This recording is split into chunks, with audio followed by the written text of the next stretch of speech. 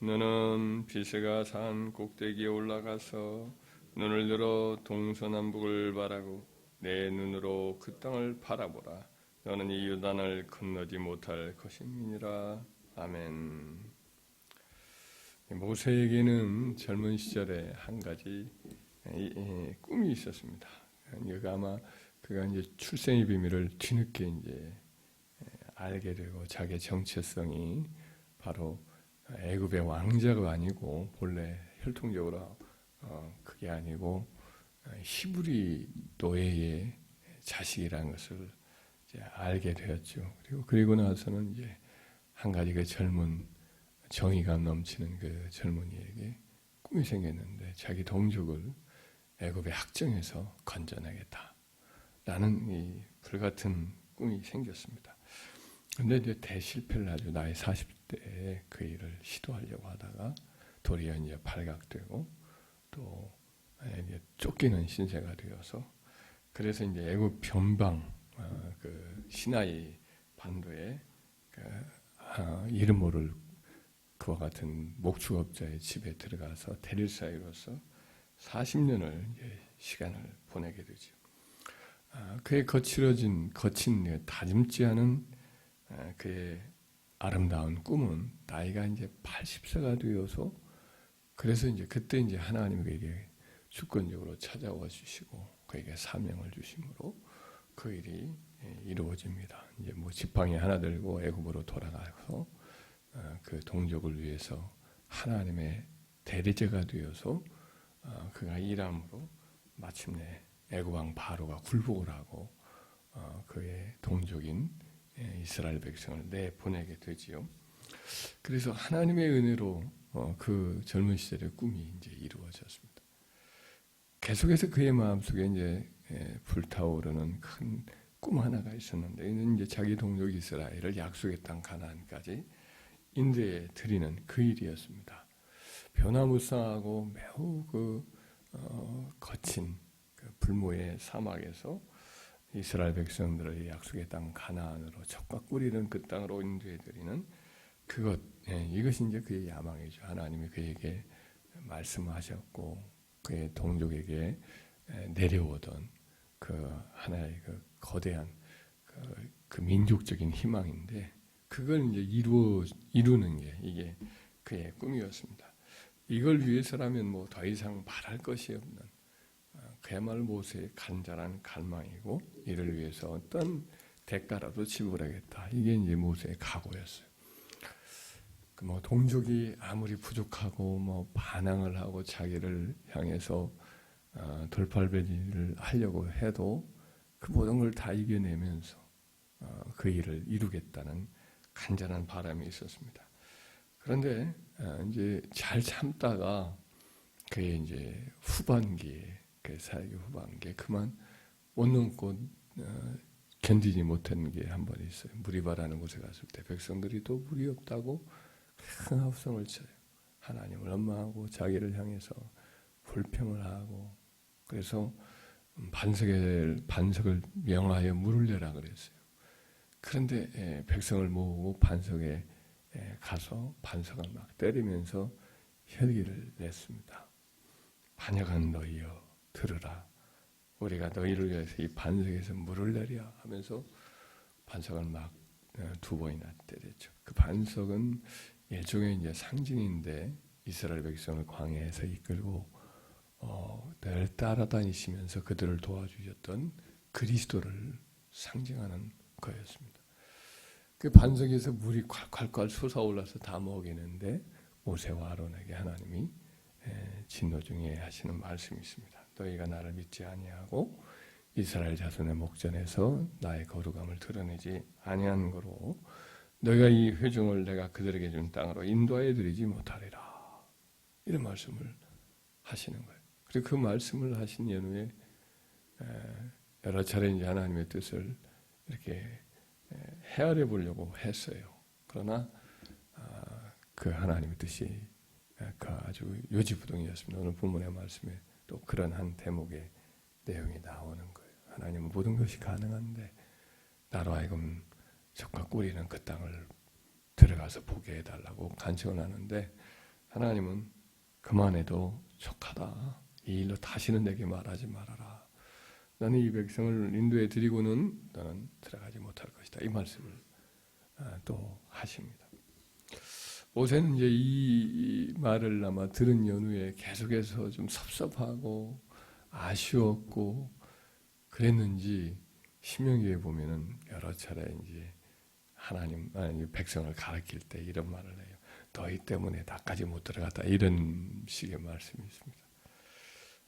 시편 106편 이 33절에도 이는 그들이 그의 뜻을 거역함으로 말미암아 모세가 그의 입술로 망령되이 말하였습니다.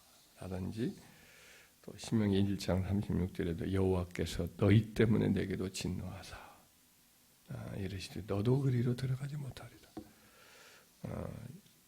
오늘 밤 본 말씀도 너희 때문에 3장 26절에도 여호와께서도 너희 때문에 내게 진노하사 내 말을 듣지 아니하시고 너희 때문에라고 자꾸 모세가 얘기를 해요.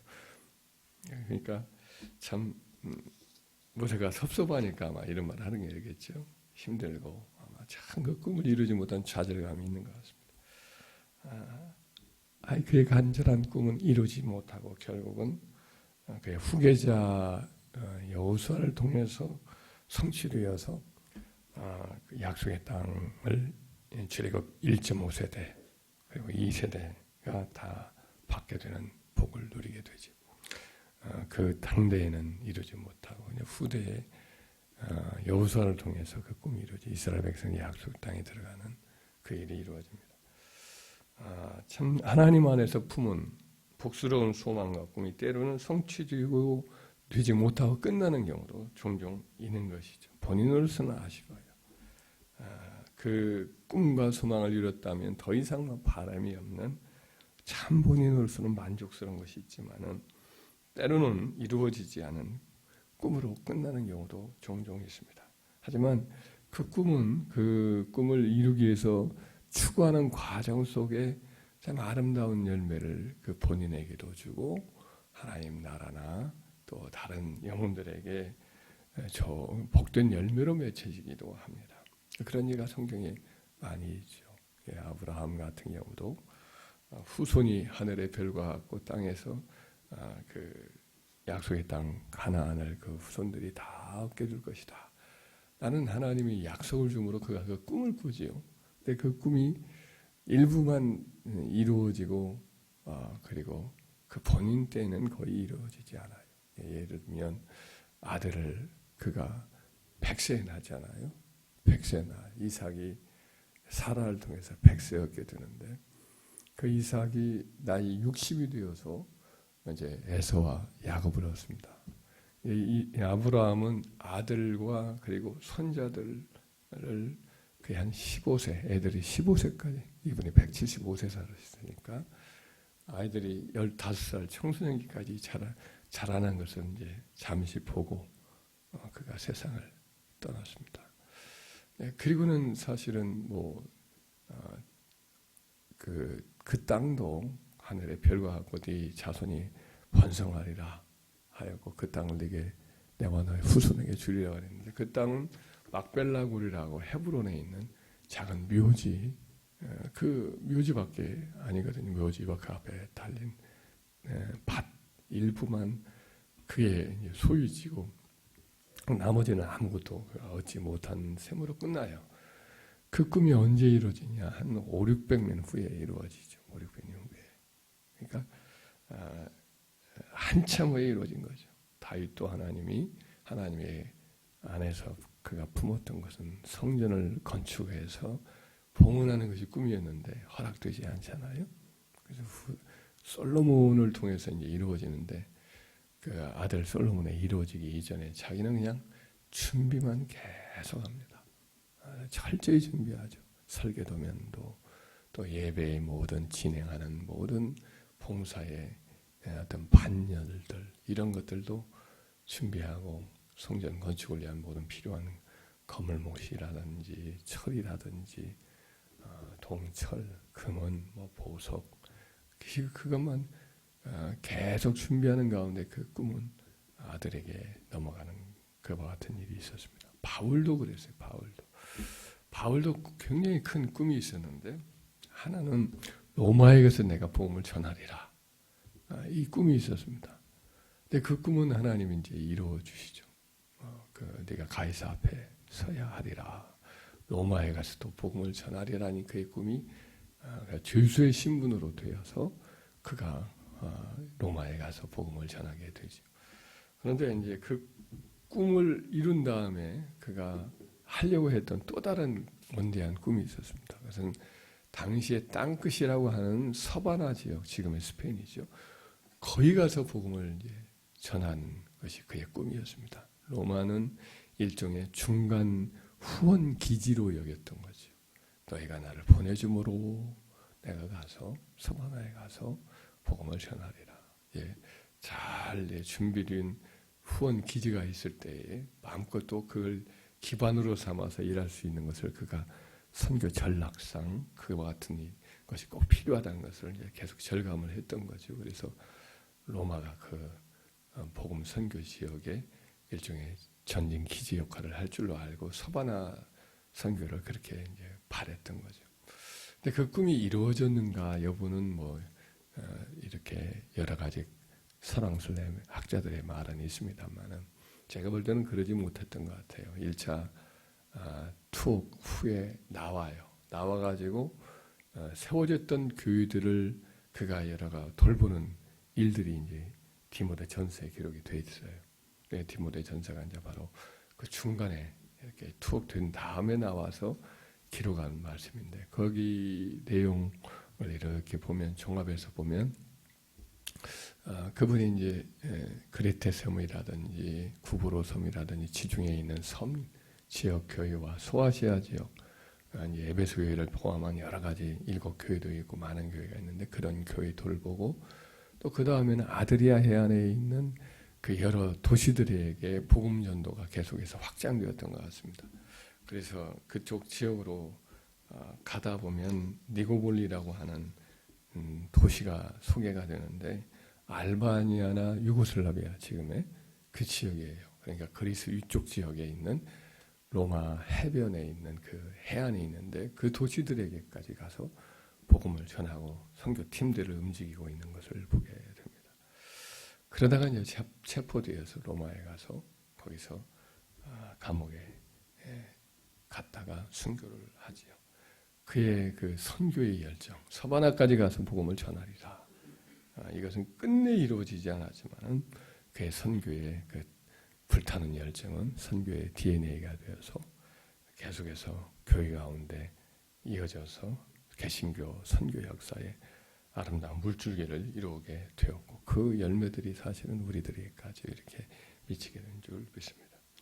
주 안에서 아름다운 영적인 꿈을 갖는 것 이건 아름다운 일입니다. 이 세상에서도 사는 동안에 어떤 목표가 있는데 이것도 그런 자기를 잘 이렇게 지켜나가고 이렇게 방만하지 않고 규모 있게 삶을 사는 그와 같은 힘이 드는데 하나님 안에서 우리가 성령 안에서 이 꿈을 품는 것은 참 아름답고 복된 거지요. 우리 영혼을 풍요롭게 하고 현실의 각박함 속에서도 활력을 잃지 않고 세상을 이기고 죄를 이기고 그리고 하나님 앞에 그 꿈을 이루어 달라고 엎드려 기도하고 매달리는 가운데 하나님과 깊은 친교도 이루어지고 그의 섭리 속에서 합당한 그 사람에게 합당한 열매를 맺게 해주는 것이죠. 그리고 후대에도 그 꿈은 또 이루어지는 경우가 종종 많이 있죠. 모세가 이루지 못한 꿈도 헛된 것은 아니고 다윗이나 바울의 삶도 그러하고 우리들 역시도 마찬가지인 줄 믿습니다.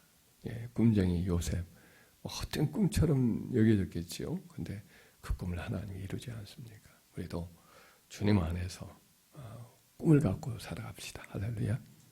우리가 남은 생애가 얼마 될지 모르지만은 하나님 안에서 참 이런 꿈이 이루어지면 좋겠다. 이런 소망을 가지고 하나님 안에서 꿈을 갖기 바라요. 내가 살아 생전에 우리 함께 가는 교회에 부흥을 보리라. 성령이 막 임하여서 회개가 일어나고 영혼이 살아나고 가족이 구원되고 내 가족들이 저렇게 다 죽기로 선한 걸 보이라. 이런 어떤 꿈을 가지고 계속해서 기도하다 보면 그것이 우리에게 기도의 또 다른 열매가 되고 또 내가 아니더라도 그 다음 세대에도 가끔 이루어지는 역사가 있음을 믿고 우리 성령 안에 살아남은 꿈을 꾸는 거룩한 꿈쟁이들이 다 되기를 주의 이름으로 축원합니다.